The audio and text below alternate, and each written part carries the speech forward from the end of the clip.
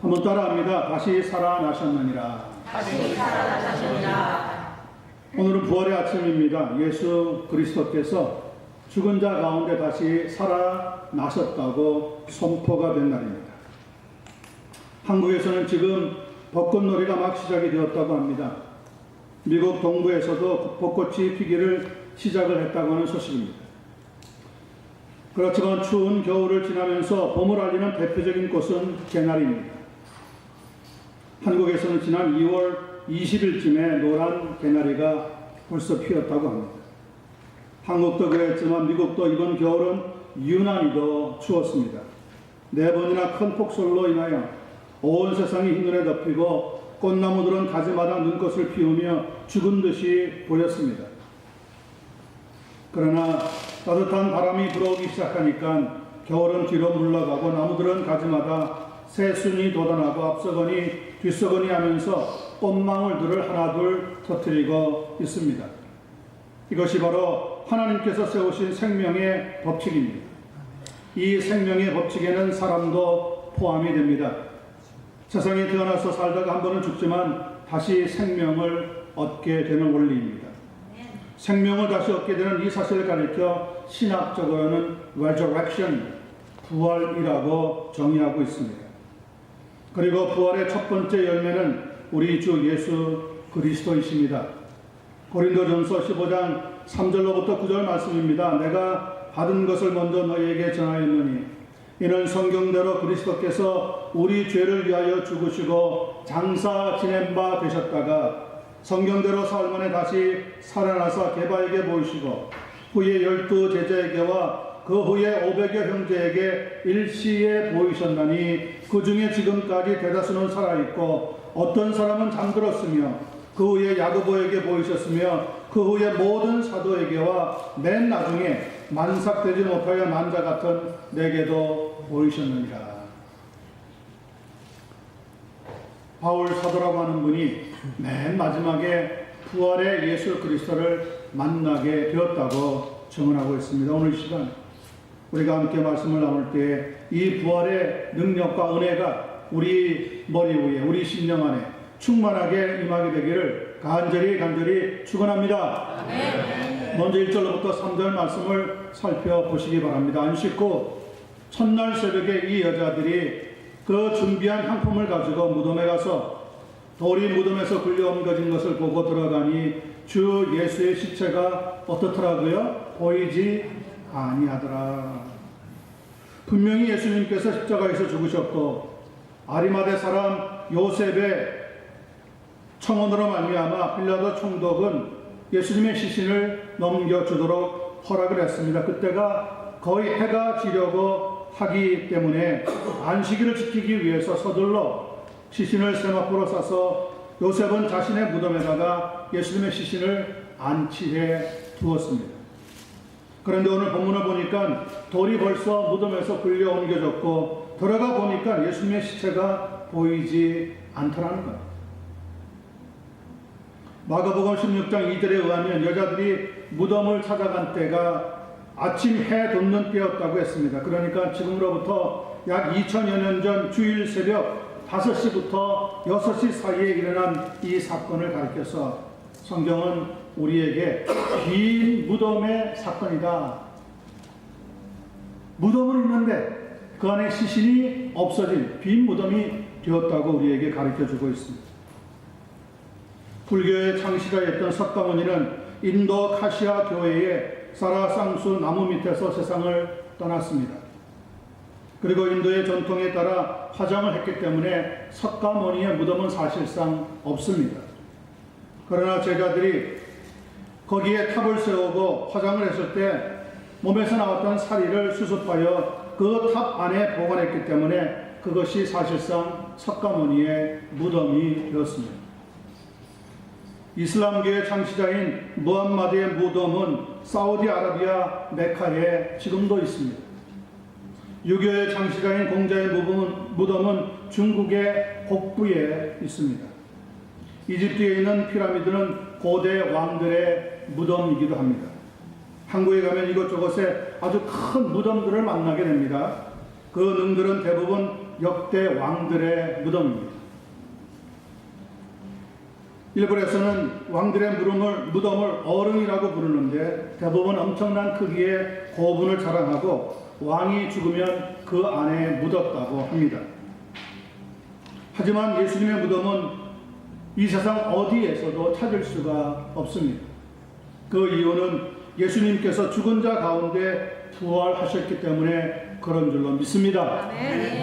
그러므로 오늘 본문에서 말하고 있는 예수님의 시신이 보이지 않았던 그 빈 무덤은 부활을 증거하는 데 가장 중요한 요소가 된다고 하는 사실입니다. 왜 없느냐? 둘 중에 하나 아니겠어요? 누가 훔쳐갔든지 아니면 정말 살아나셨든지. 그런데 훔쳐갔을 리가 없다는 거죠. 만일 그리스도 안에서 우리가 바라는 것이 다만 이 세상의 삶뿐이면 모든 가운데 우리가 더욱 불쌍한 자라고 했습니다. 그러나 이제 그리스도께서 죽은 자 가운데서 다시 살아나사 잠자는 자들의 첫 열매가 되셨도다. 사망이 한 사람으로 말미암았으니 죽은 자의 부활도 한 사람으로 말미암는도다. 아담 안에서 모든 사람이 죽은 것 같이 그리스도 안에서 모든 사람이 삶을 얻으리라. 고린도전서 15장 19절로부터 22절에 기록되어 있는 말씀입니다. 예수님을 믿는 우리도 살다가 이 생의 삶을 다하면 육신은 무덤에 묻혀 흙으로 돌아가게 되겠지만 영혼은 죽지 않고 살아서 기쁨이 충만한 천국으로 가게 되는 줄로 믿습니다. 아멘. 그런 다음에 예수님께서 다시 이 세상에 오시는 그날 우리의 죽었던 육신은 부활하여 예수님과 같이 신령한 몸을 덧입고 영원히 복된 삶을 살아가게 된다고 성경은 보장해 주고 있습니다. 그러므로 여러분과 저는 항상 부활하신 주님께 감사하는 마음으로 신실하게 믿음을 지키며 살아갈 수 있는 한 분 한 분 되시기를 예수 그리스도의 이름으로 간절히 축원합니다. 두 번째 4절로부터 6절 말씀을 보겠습니다. 이로 인하여 근심할 때 문득 찬란한 옷을 입은 두 사람이 곁에 섰는지라. 여자들이 두려워 얼굴을 땅에 대니 두 사람이 이르되, 그 다음에 들려오는 말씀이 굉장히 중요합니다. 어찌하여 살아있는 자를 죽은 자 가운데서 찾느냐? 여기 계시지 않고 어떻게 되셨다고요? 살아나셨느니라. 갈릴리에 계실 때 너희에게 어떻게 말씀하셨는지를 기억하라. 저는 여기서 어찌하여 살아있는 자를 죽은 자 가운데서 찾느냐? 여기 계시지 아니하고 살아나셨다고 하는 말씀이 가히 엄청난 임팩을 주고 있는 선포라고 생각합니다. 이 선포는 우리에게만이 아니라 전 세계에 대하여 공포하신 하나님의 생명의 메시지입니다. 대단히 짧지만 부활에 대한 가장 분명한 의미를 담고 있다고 저는 생각합니다. Why do you look for the living among the dead? He is not here, he has risen. 여기 계시지 아니하느냐. 그래서 무덤이 비었다는 거죠. 그러므로 예수 그리스도는 죽은 것이 아니라, 무덤에 갇혀 있는 것이 아니라 다시 살아나셨다고 선포가 되고 있습니다. 몇 해 전에 말레이시아에서 직접 일어난 일이라고 합니다. 한 명문 집안의 장자가 이슬람교에서 기독교로 개종하는 일 때문에 재판이 열리게 되었다고 하는 사건입니다. 열렬한 이슬람교 집안의 장자였던 사람이 무함마드가 묻혀 있다고 하는 사우디아라비아 메카로 성지 순례차 떠나게 되었습니다. 그래서 공항에 내려 택시를 타고 메카로 가고 있는데 자기가 탄 택시의 운전사를 보니까 한 30대 젊은이로 보이는데 구렛나루 수염을 기른 사람이었습니다. 택시를 타고 가는 중에 대화를 하게 됩니다. 운전기사가 그에게 이렇게 물어보더랍니다. 어디에 가며 무엇하러 갑니까? 이 아들이 운전기사에게 이렇게 대답을 했습니다. 무함마드의 무덤에 참배하러 가는 중입니다. 그랬더니 운전기사가 조용히 이런 말을 하더랍니다. 생명을 얻으려면 산 자를 찾아가야지. 어찌하여 너는 죽은 자를 찾아가느냐. 그가 기가 막혀서 그게 무슨 소리입니까? 하면서 화를 내고 따졌답니다.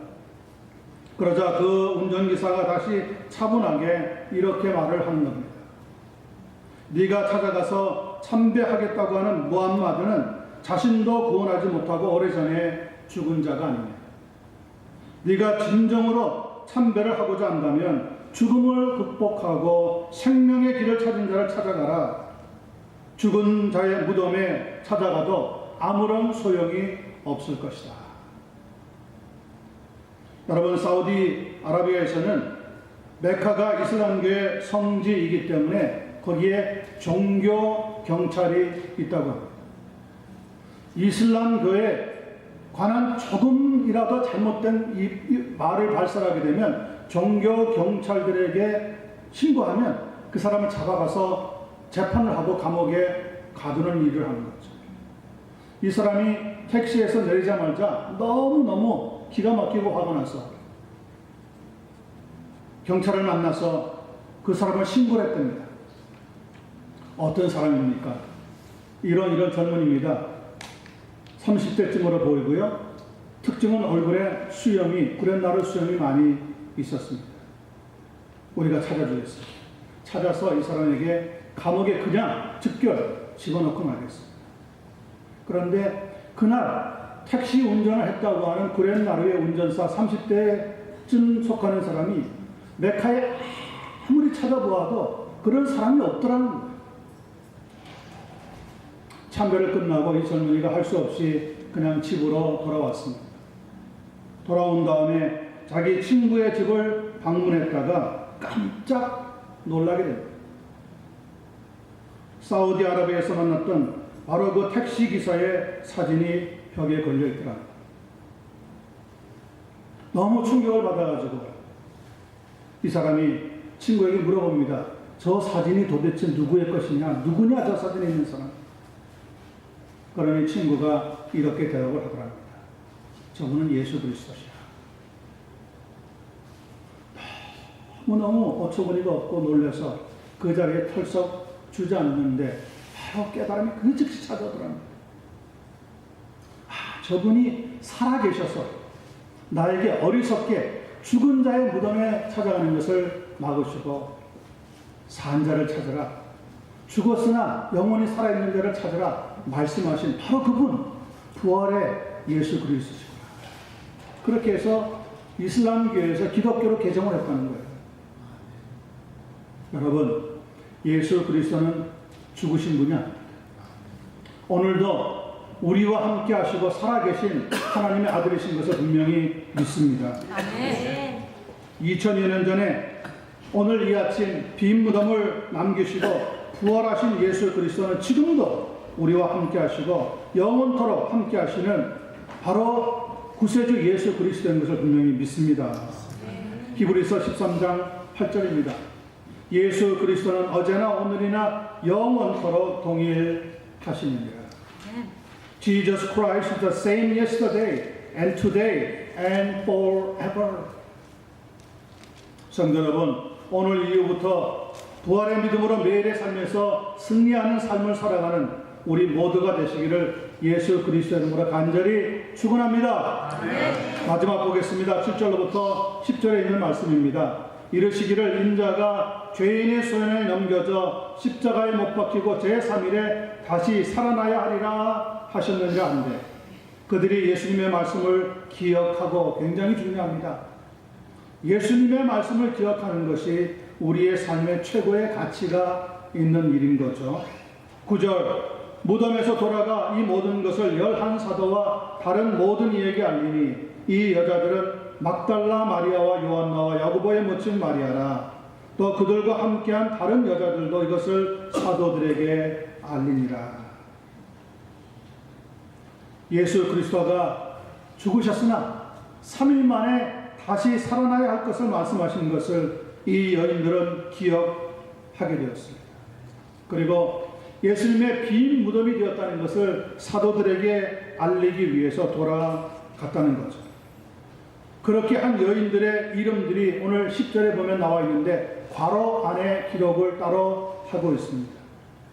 괄호 안에 따로 기록하고 있는 이유는 주일 아침에 일찍 무덤을 찾았던 사람들이 예수님의 남자 제자들이 아니라 우리가 보았던 앞쪽 1절에서 주일 아침 일찍 무덤을 찾아갔던 최소한 5명 이상의 여인들이었다는 것을 강조하기 위해서 그렇게 기록하고 있는 겁니다.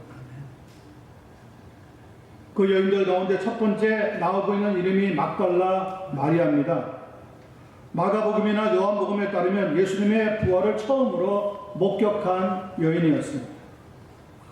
막달라 마리아에게 있어서 예수님은 그저 좋은 스승이 아니라 생명의 은인이었습니다.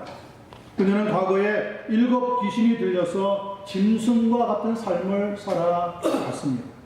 그런데 예수님을 만나서 치료받고 영생을 얻은 다음에 새로운 삶을 살아가게 된 겁니다.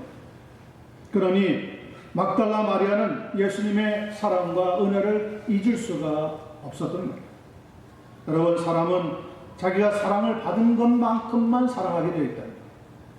신앙도 마찬가지입니다. 은혜를 받은 것만큼 헌신하게 되어 있습니다.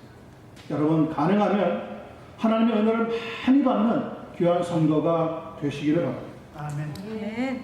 아마 무덤을 찾아갔던 다른 여인들도 이 막달라 마리아가 예수님을 너무너무 사랑하는 나머지 함께 빨리 같이 가보자고 부추겨서 찾아갔을 것을 생각해 봅니다.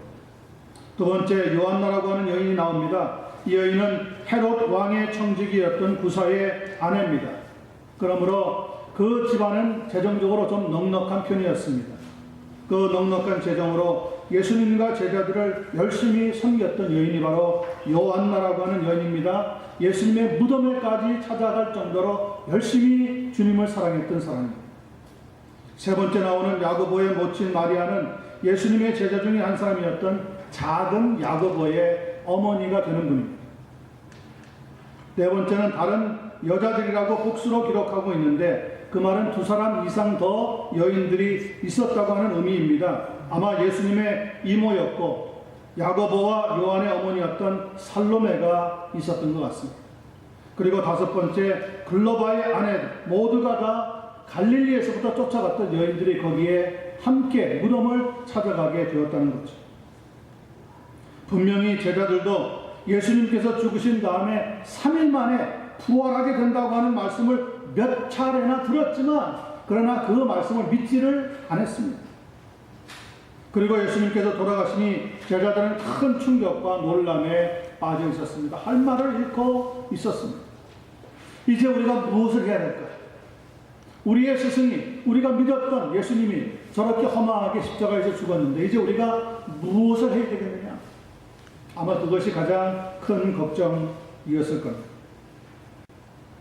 여러분, 사람을 사랑하고 믿는다는 것이 결코 쉬운 일이 아닙니다. 그 대상이 눈에 보이든지 아니 보이든지 쉬운 일이 아니라는 겁니다. 여러분은 여러분의 부모님을 정말 사랑하십니까? 혹시 말뿐만으로 사랑하는 것은 아닙니다. 여러분들의 자녀들을 진짜 사랑하십니까? 말로만 사랑하는 건 아닙니까? 우리는 이상하게 우리가 살고 있는 생활과 관습과 전통에 젖어서 우리 주변에 있는 사람들을 사랑한다고 말은 하지만 그러나 실제적인 문제에 딱 부딪혀서 이익이 걸려 있을 때 보면은 정말 사랑하는 것인지 아닌지 분명히 알 수가 있습니다.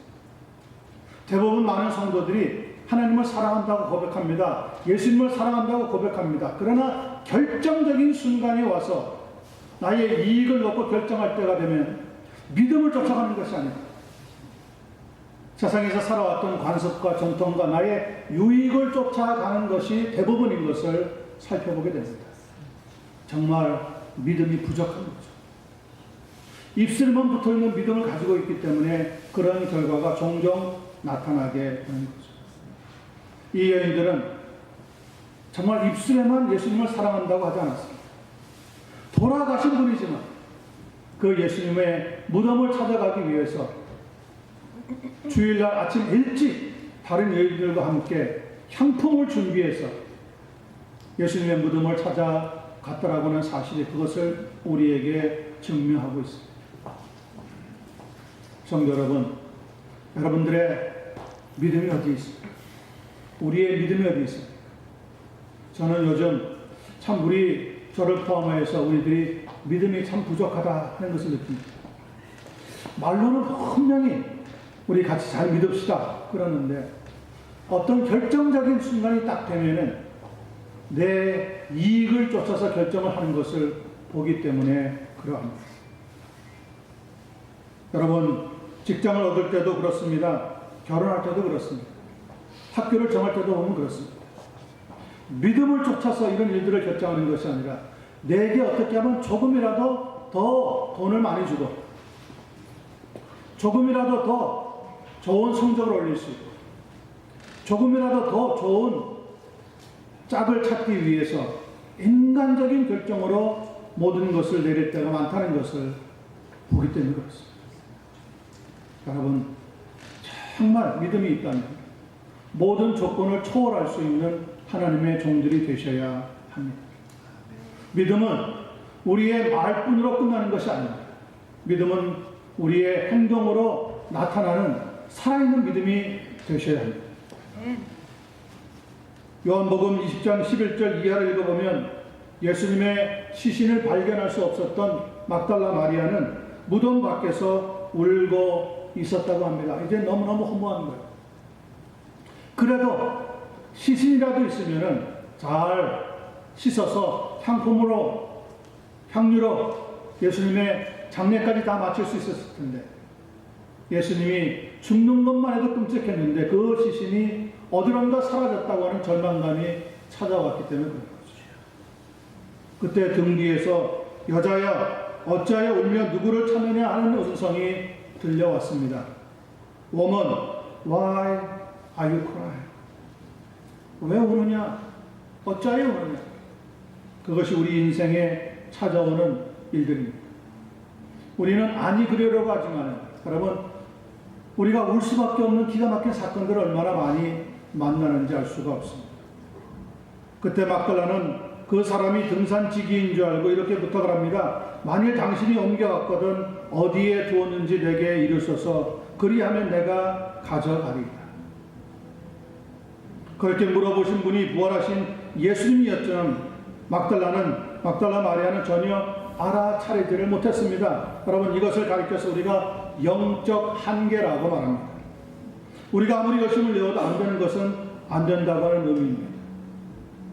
아인슈타인 이후에 20세기 말 21세기 초에 최고의 물리학자로 알려졌던 스티븐 호킹이라고 하는 사람이 얼마 전에 세상을 떠났습니다. 그는 인간 최고의 두뇌를 가지고 우주의 생성을 조사하려고 했지만 결국 알아내지 못하고 말았습니다. 영적 한계가 있기 때문에 그때 다시 마리아야 하고 확실히 자기의 이름을 부르는 음성을 듣게 됩니다.